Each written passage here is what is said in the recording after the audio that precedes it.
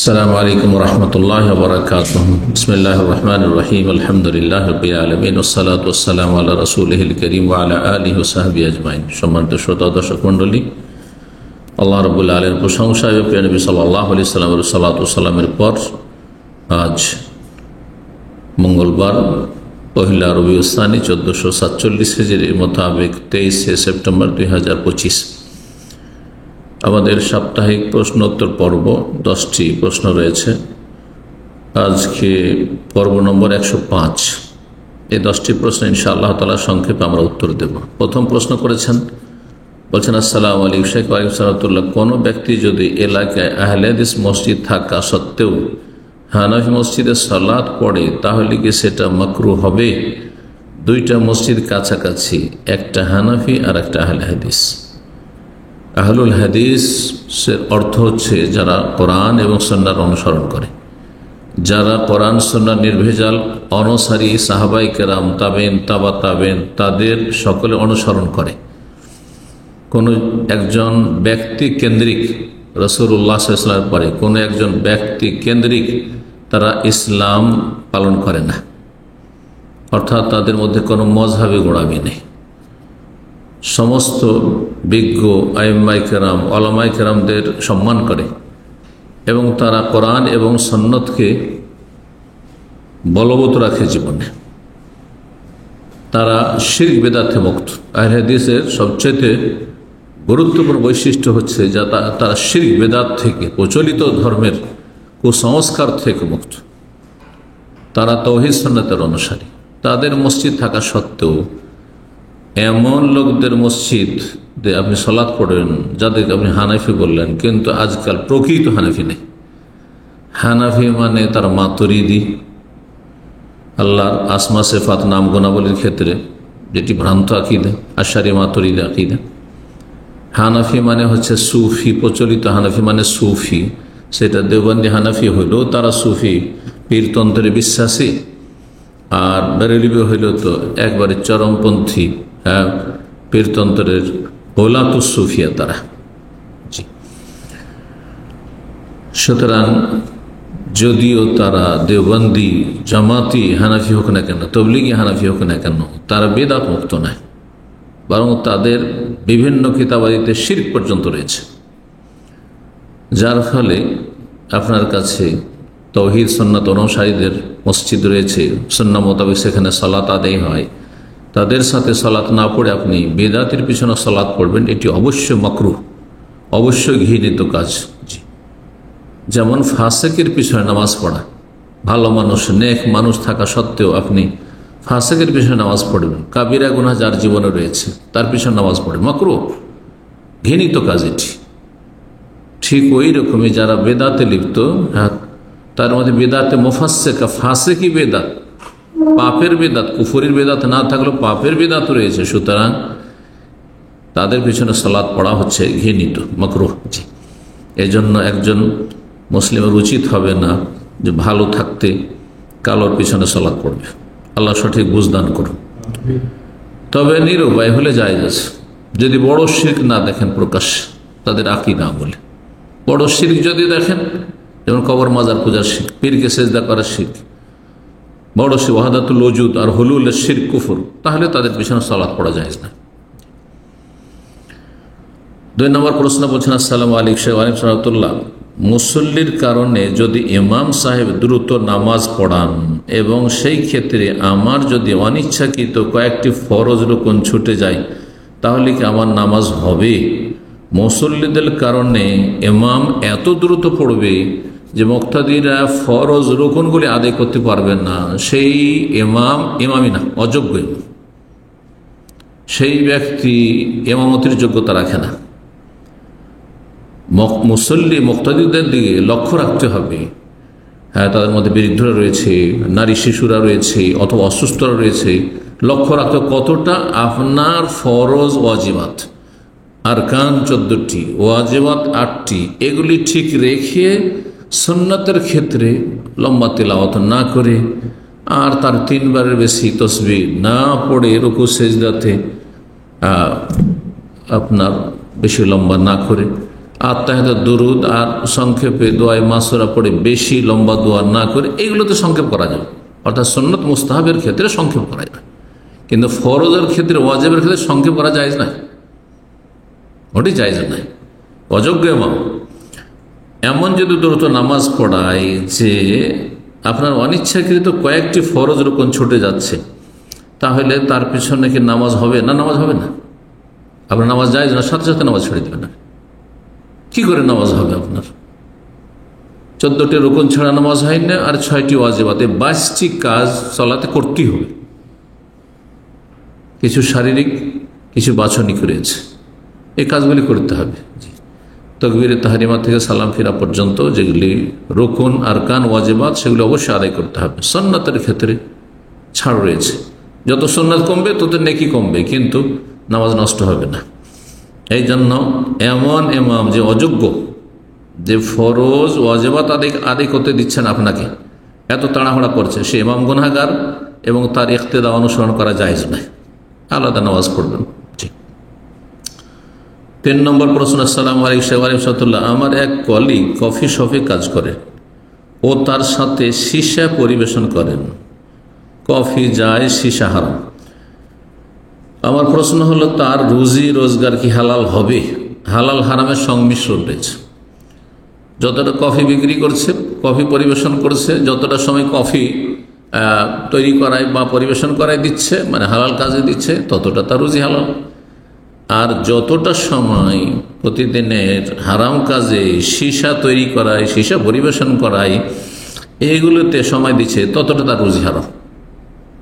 যদি 8 ঘন্টা ডিউটি থাকে, 4 ঘন্টা সীসার কাজ করছে, 4 ঘন্টা কফির কাজ হচ্ছে, 4 ঘন্টা রুজি হালাল, 4 ঘন্টা রুজি হারাম।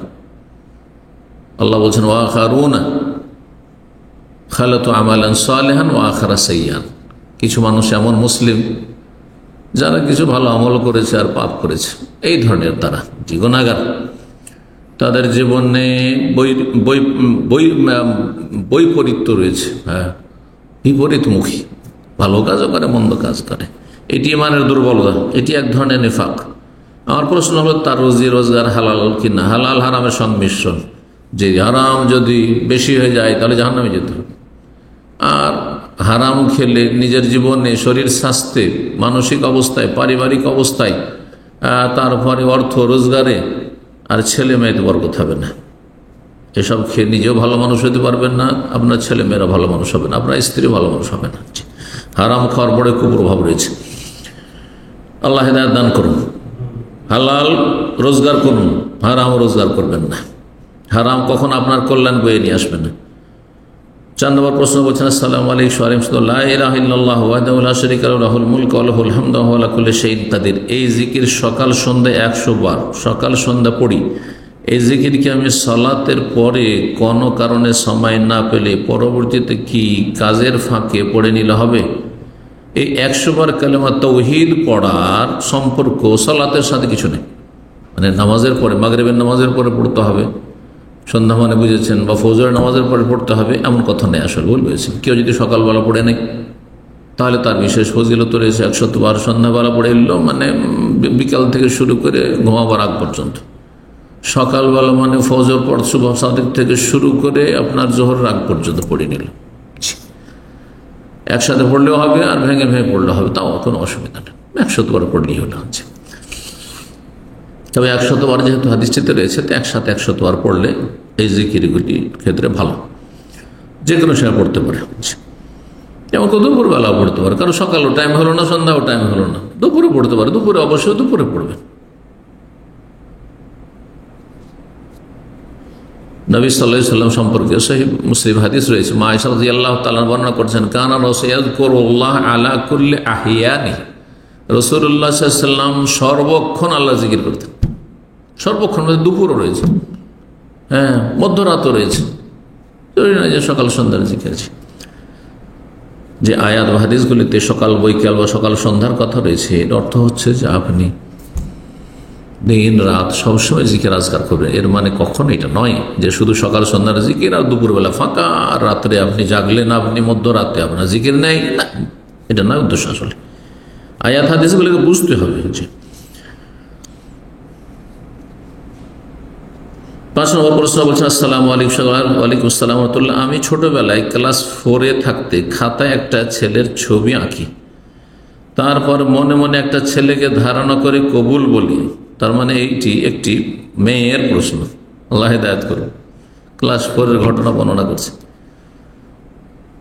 হ্যাঁ, বলছে মনে মনে একটা ছেলেকে ধারণা করে কবুল বলি। আমার পাশে আমার ক্লাসমেট মেয়েরা ছিল 5 জন। ওখানে একজন সাবালক মেয়ে ছিল। আমার কবুল বলাতে কি বিয়ে হয়ে গেছে? আমি তখন নাবালক ছিলাম। ছেলে এ বিষয়ে কিছুই জানে না। এখন আমি অন্য জায়গায় বিয়ে করতে পারবো? প্রথম কথা, লা নিকাহা ইল্লা বিওয়ালি। নবী সাল্লাল্লাহু আলাইহি ওয়াসাল্লাম বলছেন যে অভিভাবক ছাড়া বিয়ে হয়নি। তখন অভিভাবক কোথায়? খাতায় অঙ্কন করছেন অথবা ফেসবুকে একটা ছেলেকে দেখছেন স্মার্ট, অথবা একটা মেয়েকে দেখছেন স্মার্ট, আমি কবুল করে নিলাম, বিয়ে হয়ে যাবে। জাহেলদের কথা এটি। ওলি লাগবে আগে, ওলি ছাড়া বিয়ে হয়নি। তারপরে বিয়ের জন্য রুকন হচ্ছে পাত্র পাত্রী লাগবে। বিয়ের কিছু রুকন আছে ফরজ, কিছু শর্ত আছে। রুকন শর্ত, হ্যাঁ, এগুলি থাকতেই হবে, আর ওয়াজিব থাকতে হবে। সুন্নত না থাকলে নেকি কমবে, বরকত কমবে। যেমন সুন্নতি খুতবা কেউ যদি না পড়ে, সুন্নতি কাজ আছে ওলিমা করা কেউ যদি না করে, সুন্নতি কাজ হচ্ছে ঘোষণা করা, ঘোষণা না করে সর্বনিম্ন সাক্ষী রাখলো, সাক্ষী থাকতে হবে, সাক্ষী ফরজ ওয়াজিব। লা নিকাহা ইল্লা বিওয়ালিইন, অন্য রিওয়ায়াতে ওয়া শাহিদাই আদলিন, কমপক্ষে 2 জন নেক ভালো মানুষ সাক্ষী থাকতে হবে। বেনামাজি নয়, নাস্তিক নয়, মুশরিক নয়, বেদিন নয়, প্রকাশ্য পাপে জড়িয়ে আছে এরকম ফাসিক নয়, ভালো মানুষ সাক্ষী হইতে হবে, তাহলে হবে। এখানে পাত্র নেই, মানে ছেলেটিও জানে না, তার পাত্র নেই, কোথেকে বিয়ে হবে? রক্ষণ, পাত্র পাত্রী 2 জন থাকতে হবে। আল্লাহ দিনের বুঝ দান করুন, আর অবাঞ্ছিত কথা কাজ থেকে বেঁচে থাকার তৌফিক দান করুন। 6 নম্বর প্রশ্ন, আসসালামু আলাইকুম শাইখ ওয়া রাহমাতুল্লাহ। ছবি অঙ্কন করতে এবং ঘরে ঝুলানো নিষেধ করা হয়েছে এবং কিয়ামতের দিন ছবিকে প্রাণ দিতে বলা হবে। এখানে ছবি বলতে কি সালাফগণ মানুষ, পশু, পাখি এবং উদ্ভিদ বুঝেছেন? আত্মাবিশিষ্ট, প্রাণ বিশিষ্ট ছবি, অর্থাৎ এমন কোন মানুষ অথবা কোনো পশু পাখির ছবি যেগুলির প্রাণ রয়েছে, রূহ, আত্মা রয়েছে। উদ্ভিদের নাই, কোনো পাহাড় পর্বতের নয়, কোনো দৃশ্যের নয়। জি, সূরা জাতুল আরওয়াহ, যেগুলি রূহ বিশিষ্ট, আত্মা বিশিষ্ট। 7 নম্বর প্রশ্ন, আসসালামু আলাইকুম শাইখ ওয়ালাইকুম আসসালাম। আমি একজন মেয়ে, আমি একজনকে অসম্ভব রকমের ভীষণ ভালোবাসি। এটা অন্তরের জেনা। এই যে প্রেম করা বা কাউকে ভালোবাসা, অসম্ভব ভালোবাসে, আর তাতে ফিতনায় পড়ার আশঙ্কা রয়েছে, অথবা তার সাথে যোগাযোগের চেষ্টা করি, ছেলে হোক আর মেয়ে হোক, এটা অন্তরের জেনা। প্রথম ইশক, প্রেম করা। আজকাল মুসলিম সমাজে এই সুফি ভণ্ড দের কারণে প্রেম করাকে বড় সওয়াবের কাজ মনে করা হয়। যে প্রেম 2 রকম, এটা পবিত্র প্রেম আর এটা হচ্ছে অপবিত্র প্রেম। শুনেছেন লাইলা মাজনুর কিসসা দিয়ে চরময়নারাই যখন শিখাচ্ছে, ইশকে এলাহি শিখাচ্ছে বেয়াদবরা, তখন বলছে এটা পবিত্র প্রেম। যদি বিয়ে করার উদ্দেশ্যে কারোর সাথে ভালোবাসা হয়, কোনো ছেলে কোনো মেয়ের সাথে, বলছে এটা পবিত্র প্রেম। আউযু বিল্লাহ। পায়খানার কিছু পবিত্র আছে নাকি? পেশাবের কিছু পবিত্র আছে নাকি? আর যদি প্রতারণা করে কেউ, বিয়ে করবে না কিন্তু ভোগ করার জন্য কেউ প্রেম করে, ছেলে হোক আর মেয়ে হোক, তাহলে নাকি অপবিত্র প্রেম। এরকম যদি ভাগ করে তো এই ভাগ কুফরি ভাগ। যেমন জেনাকে 2 ভাগ করা, একটা ধর্ষণ অপরাধ, ক্রাইম, আর সম্মতি থাকে সাবালক সাবালিকার, তাহলে অপরাধ না, এটি কুফরি আকীদা। আফাতুমিনুনা বিবাযিল কিতাব ওয়া তাকফুরুনা বিবায। আল্লাহ বলছেন আল্লাহর বিধানের কিতাবের কিছু মানবে, কিছু মানবে না। জেনাকে ভাগ করে নেবে, 2 ভাগ করবে। হ্যাঁ, ইশক প্রেম করাকে 2 ভাগে ভাগ করে নেবে। হ্যাঁ, ফামা জাযাউ মান ইয়াফআলু যালিকা মিনকুম ইল্লা খিজয়ুন ফিল হায়াতিদ দুনিয়া। যারা এরকম করে ভাগাভাগি করে ইসলাম কিছু মানবো, কিছু মানবো, সুবিধাজনক যেটা মানবো, এটাকে ভালো বলবো, এটাকে মন্দ বলবো, কিছু প্রেম ভালো, কিছু প্রেম মন্দ। তাহলে এদের জন্য খিজিয়ুন ফিল হায়াতিদ দুনিয়া, পার্থিব জীবনের দুনিয়াতে তাদের জন্য লাঞ্ছনা রয়েছে। এরা লাঞ্ছিত সমাজে, আল্লাহর কাছে, মানুষের কাছে, জি ভালো মানুষদের কাছে, আল্লাহর সৃষ্টি পশু পাখির কাছে, আল্লাহর জন্য লাঞ্ছিত। এরা যত বড় নেতা মাথা হয়ে যায়, পয়সাওয়ালা হয়ে লাঞ্ছিত হচ্ছে, ওপরে উঠছে, আবার তো অসহায় হয়ে লাঞ্ছিত পদদলিত হয়ে জীবনযাপন করছে পশুর চাইতে নিকৃষ্ট জীবনেরা। যারা কিছু মানবে কিছু মানবে না, ভাগাভাগি, জেনা 2 ভাগ, মদ 2 ভাগ, আপনার প্রেম করা 2 ভাগ, একটা হালাল একটা হারাম, তারপরে বেদাত 2 ভাগ, বেদাতে হাসানা বেদাতে সাইয়া, কিয়ামতের দিনে এদেরকে কঠিন শাস্তির দিকে ঠেলে দেওয়া হবে। আল্লাহ বলছে ভাগ করার কোনো অধিকার নেই, পাপ পাপ, গোনা গোনা, অন্যায় অন্যায়। সুতরাং এই যে যুবক যুবতীর বা পুরুষ নারীর, পুরুষ না সাবালিকা হওয়ার পরে পুরুষ নারীর ভালোবাসা, এর কোনো সুযোগ নেই ইসলাম। একমাত্র স্বামী স্ত্রীর ভালোবাসা, একমাত্র নিকটাত্মীয় মাহারামদের ভালোবাসা, যার সাথে যেমন ভালোবাসা থাকে, মায়ের সাথে মায়ের মতো, বাবার সাথে বাবার মতো, বোনদের সাথে বোনদের মতো, ছোটদের সাথে ছোটদের মতো। কিন্তু বেগানা পুরুষ বেগানা নারীর ভালোবাসার ইসলামে কোনো সুযোগ নেই। ভালো করে শুনে রাখেন, বলছেন ভীষণ ভালোবাসে, ভীষণ ভালোবাসা হারাম।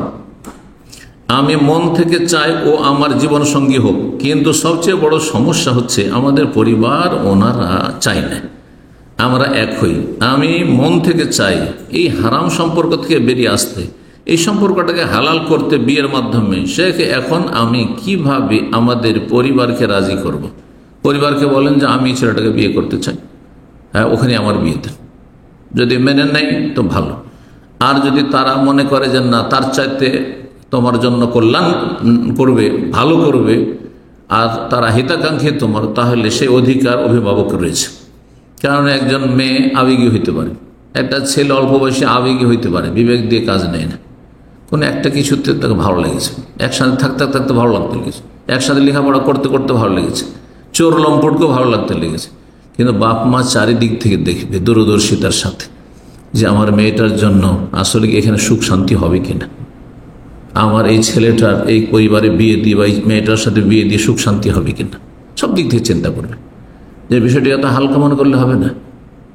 বাপ মা চারিদিক চিন্তা করছে ছেলে মেয়ের বিয়ে দেওয়ার ক্ষেত্রে, কিন্তু আপনি আমি ব্যক্তি পর্যায়ে একজন যুবক, বিশেষ করে অল্প বয়সী অথবা যুবতী, এইসব কি কোনো চিন্তা করে না।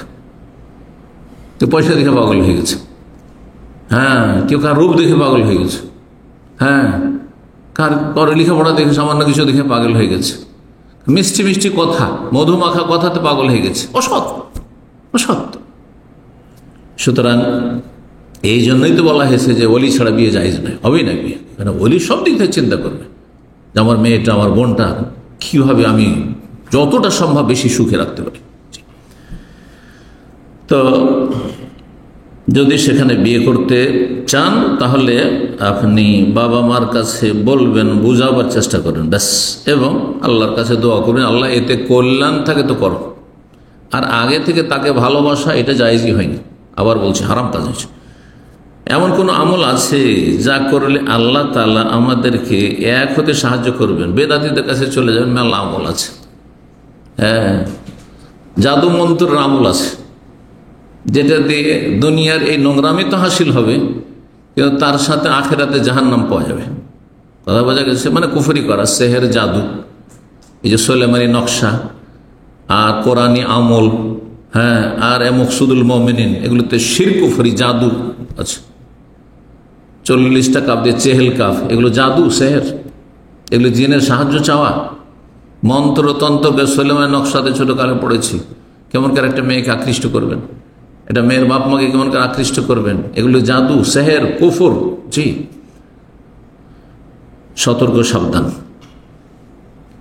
মানুষের জেনা অন্তর হয়ে থাকে, হাদিসে রয়েছে, অঙ্গ প্রত্যঙ্গের হয়ে থাকে, হাতের হয়ে থাকে, পায়ের হয়ে থাকে, চোখের হয়ে থাকে, আর লজ্জা স্থানের হয়ে থাকে। সর্বশেষ যার ফলে মানুষ যখন বিভিন্ন অঙ্গ প্রত্যঙ্গ দিয়ে প্রথম অন্তর থেকে জেনা শুরু করে, ওর দিকে ঝুঁকে গেল, ঝুঁকতে ঝুঁকতে তারপরে কথা বলার চেষ্টা করলো, ওইদিকে তাকাইতে শুরু করলো, আর ওর কথা সবসময় চিন্তা করা শুরু করলো, করতে করতে করতে তারপরে তার সাথীকে দেখা সাক্ষাৎ করে তখন বড় জেনা লিপ্ত হইল। এই কথাই নবী সাল ফরজ ইউসাদ্দিকু যালিকা ওয়া ইউকাযযিবুহু, গুপ্তাঙ্গ তখন তার বাস্তবায়ন করতে পারে অথবা অপারগ হয়ে যায়। আল্লাহ হেফাজত করুক। মুসলিম ছেলে মেয়েদের আল্লাহ জেনা, ব্যভিচার, নোংরামি আর অশ্লীলতা থেকে আল্লাহ হেফাজত করুক। তওবা করে ফিরে আসা তৌফিক দিক। তোমার জন্য তওবা করা ফরজ। আল্লাহর কাছে তওবা করবে, ভুলে যাবে, কয়েকদিনের মধ্যে ভুলে যাবে, আর তওবার উত্তম বিকল্প হিসাবে আল্লাহ ভালো ছেলের ব্যবস্থা করে দেবেন।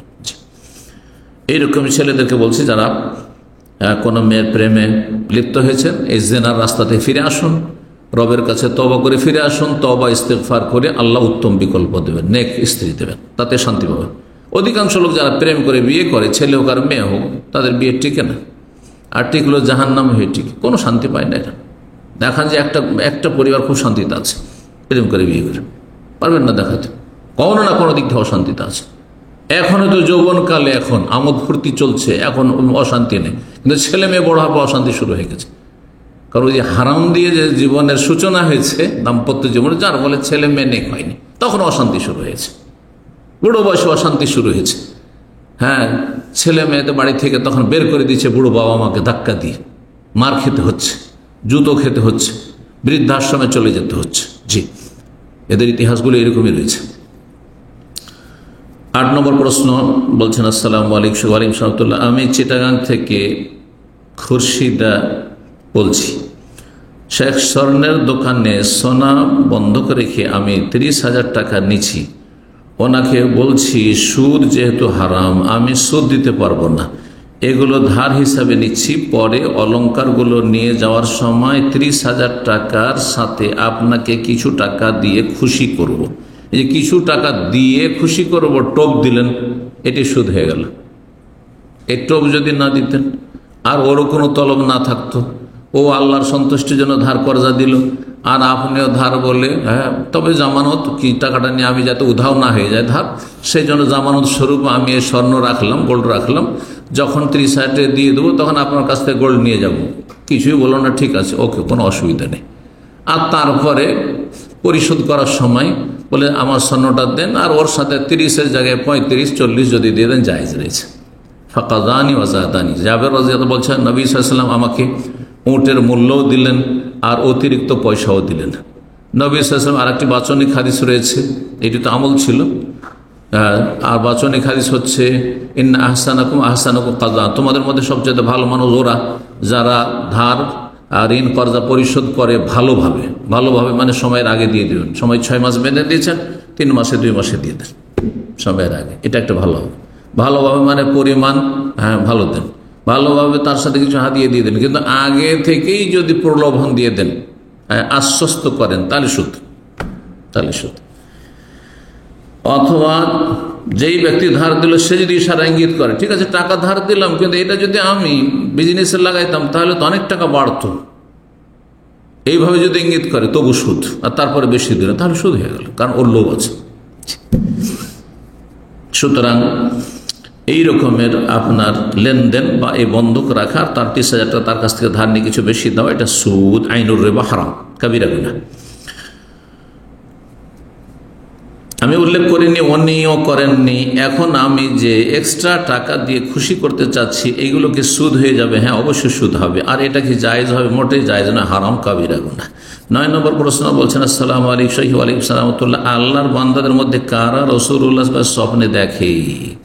আল্লাহ যার সম্পর্কে চাইবেন সে স্বপ্ন দেখুন, কারণ স্বপ্ন নবী সাল্লাল্লাহু আলাইহি ওয়াসাল্লামকে দেখা আল্লাহর হাতে। নবী সাল্লাল্লাহু আলাইহি ওয়াসাল্লামকে দেখলেন না অন্য কাউকে দেখলেন? সাহাবীরা ছাড়া অন্য কেউ কেমন করে বুঝবেন? বিষয়টা বুঝেন, অনেকে বুঝে না বিষয়টা। আপনাকে ধরেন নবী সাল্লাল্লাহু আলাইহি ওয়াসাল্লাম লাগছে দেখে, তা আপনার ধারণা ভুল হইতে পারেন না? হ্যাঁ, আনুমানিক লাগছে আপনার, আপনি তো সচক্ষে দেখেননি নবী সাল্লাল্লাহু আলাইহি ওয়াসাল্লাম, আমি তো দেখিনি, ভুল হতে পারে না? পারেন না। 1 2 নম্বর কথা বলছেন যে আরেকজন বলছেন আবু বকর ওমর, দেখছি যে উনি বলছেন যে ইনি হচ্ছে রাসূলুল্লাহ। উনি কি মিথ্যা কথা বলতে পারেন না? উনি কি আবু বকর বলছেন আসলে? আবু বকর রূপ, উমর রূপ, আমার রূপ শয়তান ধরতে পারে, হাদিস আছে। নবী সাল্লাল্লাহু রূপ ধরতে পারে না, কিন্তু নবী সাল্লাল্লাহু আলাইহি ওয়াসাল্লামের রূপ একবার খাঁটি রূপ কেমন ছিল এটা একমাত্র কে বলতে পারে, যে স্বচক্ষে দিনের বেলা দেখছেন সাহাবী। এই জন্য হাদিসটি মান রাআনি ফিল মানাম ফাকাদ রাআনি, যে আমাকে স্বপ্ন দেখলো সে সত্যি আমাকে দেখলো। ফাইন্না শায়তান লা ইয়াতামাসসালু বি, শয়তান আমার রূপ ধারণ করতে পারেন না। এটি সাহাবায়ে কেরামদের ক্ষেত্রে প্রযোজ্য, আমার ক্ষেত্রে আপনার ক্ষেত্রে ওইভাবে প্রযোজ্য নয়। কিন্তু একজন বিজ্ঞ আলেম যে নবী সাল্লাল্লাহু আলাইহি সাল্লামের অবয়ব, হুলিয়া মোবারক সম্পর্কে, শারীরিক গঠন সম্পর্কে, মাথা থেকে পা পর্যন্ত কেমন ছিল এ সম্পর্কে ভালো জ্ঞান আছে, আর তারপরে তিনি দেখছেন ভালো অবস্থায় দেখছেন, হ্যাঁ নেক আমল করে, কোরআন তেলাওয়াত করে, অথবা 2 রাকাত সালাত পড়ে শুয়েছেন, জিকির আজকার করে শুয়েছেন, তারপরে দেখছেন, বলা যেতে পারে যে নবী সাল্লাল্লাহু আলাইহি ওয়াসাল্লামকে দেখেছেন। কিন্তু একজন সাধারণ মানুষ কেমন করে দেখবেন? সুফিরা কেমন দেখে জানেন? আমার এর একজন তবলিগি সুফি, তবলিগি মোল্লা এসে বলেছে, আমি ছিলাম না সেই সময়, পরে গিয়েছি, আমাদের এলাকার ভাইরা বলল, এই তবলিগি মোল্লা এসেছে বিভিন্ন দেশে চিল্লা কেটে বেড়ায়, বলছে আমি নবী সাল্লাল্লাহু আলাইহি ওয়াসাল্লামকে দেখলাম। কি অবস্থায়? খুব দূর অবস্থায় দেখলাম, করুণ অবস্থায় দেখলাম। বলছে যে নবী সাল্লাল্লাহু আলাইহি ওয়াসাল্লামকে দেখলাম যে তার 360 হ্যাঁ অঙ্গ প্রত্যঙ্গ ছড়িয়ে ছিটিয়ে পড়ে আছে। নাউযুবিল্লাহ। কত খারাপ দৃশ্য দেখছে সে। তো নিঃসন্দেহে শয়তানকে দেখছে না? দেখছে না। আল্লাহ তার প্রিয় নবীকে দেখাবেন, খলিলকে দেখাবেন, আর এইরকম। আচ্ছা বলুন তো, যতই আপনার আপনজন প্রিয়জন হোক, যদি অঙ্গ প্রত্যঙ্গগুলি 360টা অঙ্গ ছড়িয়ে ছিটিয়ে পড়ে থাকে একবারে বিশ্রী হয়ে, এটা রুচিকর অবস্থা? হ্যাঁ, অরুচিকর অবস্থা নয়। হ্যাঁ, আপনি কি চান এটি? তাহলে আপনি এভাবে দেখছেন, তার মানে শয়তান আপনাকে খেলা করছে, কারণ আপনি যেহেতু বেদাতি তরিকার লোক। কথা বুঝতে পেরেছেন? আশ্চর্য, নিজের কেরামতি বয়ান করছে যে নবী সাল্লাল্লাহু আলাইহি ওয়াসাল্লামকে দেখলাম, কিন্তু 360টি অঙ্গ প্রত্যঙ্গ, হাত পা চোখ মাথা ইত্যাদি ছড়িয়ে ছিটে পড়ে আছে। আর ওই বেদাতি আবার তাবির কি করছে জানেন ব্যাখ্যা? বলছে যে এতে নবী সাল্লাল্লাহু আলাইহি ওয়াসাল্লাম বুঝাইতে চেয়েছেন মুসলিম জাতির অবস্থা, যে মুসলিম জাতি একবার বিক্ষিপ্ত, হ্যাঁ দলে দলে বিভক্ত, আর মুসলিম জাতি যে লাঞ্ছিত আর কাফেরদের কাছে মার খাচ্ছে, এই দৃশ্য নাকি বোঝাচ্ছে। মাআযাল্লাহ, আল্লাহ এই বিদাতীদের অনিষ্ট থেকে মুসলিম জাতিকে রক্ষা করুন। কথা বুঝতে পেরেছেন? সুতরাং কি আমল করলে, প্রশ্ন যে আল্লাহর বান্দাদের মধ্যে কারা রসব স্বপ্নে দেখেন, এই স্বপ্নে নবী সাল্লাল্লাহু আলাইহি ওয়াসাল্লামকে দেখলেন কি না দেখলেন আপনি কেমন করে বুঝবেন? 2 নম্বর কথা, প্রথম উত্তর দিয়েছি, আল্লাহ যদি চান তো দেখবেন, যার সম্পর্কে আল্লাহ চাইবেন। আচ্ছা, যদি কোনো ব্যক্তি নবীকে স্বপ্নে দেখে নেই, তাহলে সে জান্নাতি নাকি? এই কথাও বেদাতীদের নব আবিষ্কার। কোনো দলিল আছে যে নবীকে স্বপ্ন দেখলে জাহান্নাম হারাম, জান্নাত ওয়াজিব? আছে? নবী সাল্লাল্লাহু আলাইহি ওয়াসাল্লামকে স্বপ্নে দেখা, নবী সাল্লাল্লাহু আলাইহি ওয়াসাল্লামকে জীবদ্দশায় দেখা। নবী সাল্লাল্লাহু আলাইহি ওয়াসাল্লামকে হাজার হাজার কাফের জীবদ্দশায় দেখেছে, মদিনা মুনাফিররা দেখেছে, মক্কার কাফের আবু জাহল আবু লাহাব দেখেছে, আবু লাহাবের স্ত্রী দেখেছে, উমরাত হাম্মালাত হাতাব, জাহান্নাম থেকে সামান্য বাঁচতে পেরেছে। হিতাকাঙ্ক্ষী চাচা আবু তালেব জাহান্নাম থেকে বাঁচতে পেরেছে? পারেনি। তাহলে জীবিত অবস্থায় দেখে যখন জাহান্নাম হারাম হয়নি, তা আপনি স্বপ্নে জান্নাত দেখলে জান্নাত পেয়ে যাবেন, শাফাত পেয়ে যাবেন, কোন দলিল আছে? তাহলে এইসব ভণ্ডামি কথাবার্তার জন্য নবীকে স্বপ্ন দেখলে ফজিলত আছে। নেক মানুষ, আল্লাহর নেক বান্দা যদি নবী সাল্লাল্লাহু আলাইহি ওয়াসাল্লামকে স্বপ্নে দেখে, আর নবী সাল্লাল্লাহু আলাইহি ওয়াসাল্লামের হুলিয়া মোবারক অবয়ব সম্পর্কে যদি সম্যক জ্ঞান থাকে, আলেম এই জন্য বললাম, তাহলে বলা যেতে পারে যে আল্লাহ রাব্বুল আলামিন তাকে দেখিয়েছেন এটি, কিন্তু তার ফজিলত জান্নাতের সার্টিফিকেট, নবীকে দেখেছে জান্নাতের সার্টিফিকেট, হ্যাঁ না, মোটেই না। না দলিল দেন, কেউ দলিল দিক যে নবীকে দেখলে জান্নাত পাওয়া যাবে। তবলিগীদের ফাজাইল আমলে আছে এইসব ভ্রান্ত কথাবার্তা, যে নবীকে স্বপ্ন দেখলে সব জান্নাত পাওয়া যায়, জাহান্নাম হারাম হয়। কোথা থেকে পেলেন ওইসব কথাবার্তা? কোন ফজিলত নেই। তবে কিসের ফজিলত রয়েছে? তৌহিদ সুন্নাহর ফজিলত রয়েছে। তৌহিদ সুন্নাহ এবং নেক আমল যদি থাকে, ফরজ ওয়াজিব ঠিক থাকে, হারাম নাজায়েজ থেকে বেঁচে থাকেন, কাবিরা থেকে বেঁচে থাকেন, আর তারপরে যদি নবী সাল্লাল্লাহু আলাইহি ওয়াসাল্লামকে স্বপ্নে দেখেন, তাহলে সেটি নূরুন আলা নূর হইতে পারে, সেটি জ্যোতি, অতিরিক্ত জ্যোতি হইতে পারে, নূর হতে পারে। কিন্তু নিশ্চিত কি আপনি নবী সাল্লাল্লাহু আলাইহি ওয়াসাল্লামকে দেখেছেন, এটা কেমন করে বুঝবেন? একমাত্র সাহাবী ছাড়া আবার বলছি কথাটি। আশা করি বিষয়টি জ্ঞানীরা বোঝার চেষ্টা করবেন। আর যারা মোটা খায়, মোটা বোঝে, মোটা ধর্ম পালন করে, তাদের অবস্থা এরকমই, তাদেরকে নিয়ে শয়তান খেলা করে। 10 নম্বর প্রশ্ন বলছেন, আসসালামু আলাইকুম শাইখ। ওয়ালাইকুম আসসালাম। আমি একটা হালাল ব্যবসা শুরু করতে চাই, আল্লাহর উপর ভরসা করে, আল্লাহ তৌফিক দান করুন। একদম ছোট জামা কাপড়ের আমার কোনো দোকান নেই, আমি পাড়ায় গিয়ে ঘুরে ঘুরে আল্লাহর উপর ভরসা করব না কোনো এক জায়গায় বসে করব? আমি কিভাবে আল্লাহর ভরসা করব? আল্লাহর ভরসা মানে এক জায়গায় বসে যাওয়া নাই। আল্লাহর ভরসা হচ্ছে অন্তরের কাজ। আর আপনি এক জায়গায় দোকান নিয়ে বসে যাবেন, হাটে বসবেন না ঘাটে বসবেন না গ্রামে বসবেন না শহরে বসবেন, হ্যাঁ, নাকি আপনি ফেরিওয়ালার মতো আপনি গ্রামে গ্রামে ঘুরে ঘুরে বিক্রি করবেন? আপনার অবস্থা বলবে আপনাকে। আপনি পরীক্ষা করে দেখতে পারেন। অথবা যারা করছে ফেরিওয়ালা, তাদের জিজ্ঞাসা করে দৈনিক কত তোমাদের ইনকাম হচ্ছে। আর যারা একটা দোকান নিয়ে বসছে আপনার আশেপাশে, ভাই দোকান আপনার কত টাকার বিক্রি হয় আর লাভের মার্জিন কত থাকে, এগুলো হচ্ছে জানার বিষয়। এগুলি আল্লাহর ভরসার সাথে কোনো সম্পর্ক নেই। আল্লাহর ভরসা হচ্ছে অন্তর ভরসা। অন্তর ভরসা অর্থাৎ আপনি যে কোনো কাজ করেন, আপনার করণে আপনি কাজ করুন, আর রবেরও ভরসা রাখুন যে আল্লাহ তুমি রিজিক দাত। আমি মেহনত করলাম, আমার কাজ করলাম, রব তুমি আমার কাজে বরকত দাও, আমার রিজিকে বরকত দাও, আমার ব্যবসা বরকত দাও। অন্তরের আস্থা ভরসা আল্লাহর উপর হবে, এতেমাদ আল্লাহর উপর হবে। এর নাম হচ্ছে তাওয়াক্কুল আল্লাহ। এক কথা তাওয়াক্কুল, আল্লাহ ভরসা আর সম্পর্ক অন্তরের সাথে, কিন্তু কর্মহীনতা নাই, কোনো জায়গায় বসে থাকা নাই। জি, বরং যতটা পারো চেষ্টা করতে হবে, যতটা পারবেন চেষ্টা করতে হবে, নাকি আমাকে চেষ্টা করে যেতে হবে। এই জন্য দেশ থেকে আমরা বিদেশে এসেছি অনেক, হ্যাঁ, আবার এখানে এসে বিভিন্ন জায়গায় চেষ্টা করছি কোনখানে ভালো, হ্যাঁ, এর চাইতে বেটার চান্স কোথায় হয় চেষ্টা করছে আপনার। কিন্তু এটা তাওয়াক্কুলের পরিপন্থী না। তাওয়াক্কুল আল্লাহ ভরসা মানে এই নয় যে একটা চাকরি পেয়েছি 1000 2000 ওইটা নিয়ে বসে থাকবো। যদি আপনি 3000 4000 পান তো যান ওখানে, সেটা আল্লাহ ভরসা। এটা আল্লাহর ভরসা, ওটা আল্লাহ ভরসাও এক কথাই। আল্লাহ ভরসা হচ্ছে অন্তরের অবস্থার নাম। আর যে যতটা কর্ম করার যোগ্যতা রাখে আর সময় সুযোগ রয়েছে করবে। আপনি আপনার জন্য, আপনার ব্যবসার জন্য যেটা উপযুক্ত মনে করবেন সেটা করবেন। আল্লাহ বুঝার তৌফিক দান করেন। জাযাকুমুল্লাহু খাইরান ওয়া সাল্লাল্লাহু আলা মুহাম্মাদ ওয়া আলা আলিহি ওয়া সাহবিহি আজমাইন।